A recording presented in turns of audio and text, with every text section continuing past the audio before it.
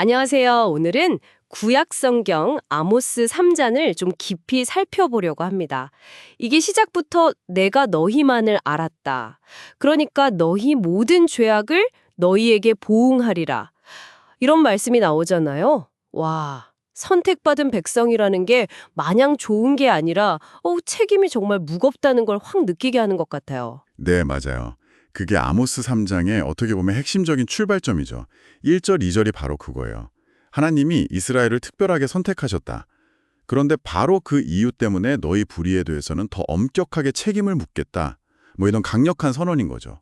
애굽에서 인도해낸 그 은혜를 먼저 상기시키면서 특권을 말하는가 싶다가 바로 그 특권 때문에 심판한다는 논리가 사실 좀 충격적이죠. 아, 정말 그래요. 굉장히 강렬한데요. 이어서 3절부터 6절까지는 여러 질문들이 나오잖아요. 두 사람이 뜻이 맞아야 동행하지 않겠냐. 사자가 뭘 움켜야 부르짖지 않겠냐. 이런 식으로요. 이게 꼭 심판이 피할 수 없는 결과다. 이걸 논리적으로 보여주려는 것 같아요. 그 필연성, 그걸 강조하는 거죠. 네, 정확하게 보셨습니다.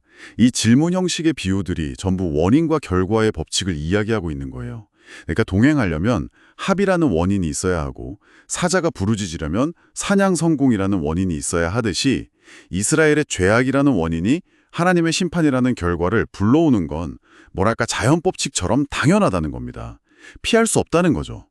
여기서 또 하나 중요한 건 하나님의 심판이 단순히 감정적인 폭발이 아니라 깨어진 관계 속에서 그 질서를 회복하라는 과정이라는 뉘앙스가 있다는 점이에요.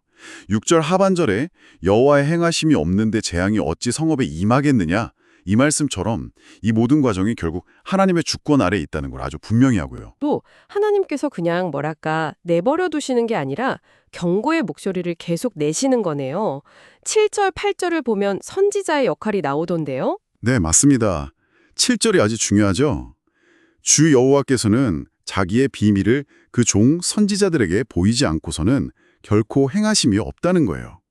그러니까 하나님은 심판하시기 전에 반드시 경고하시고 선지자는 그 메시지, 그 비밀을 전달하는 통로인 셈이죠.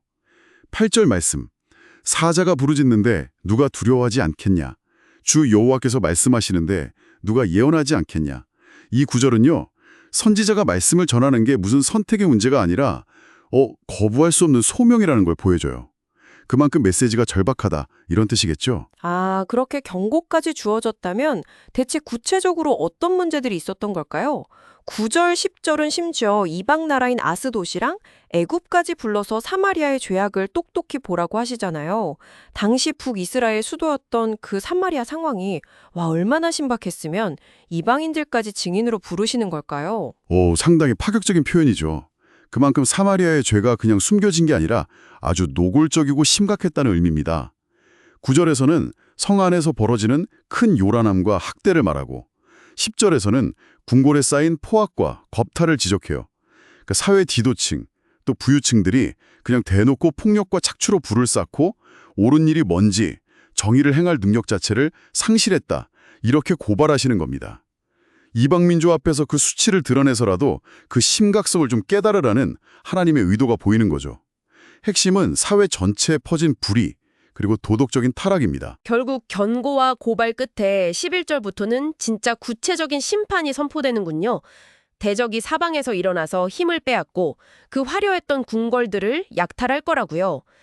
그런데 12절에 나오는 그 목자 비유는 조금 해석이 필요한 것 같아요.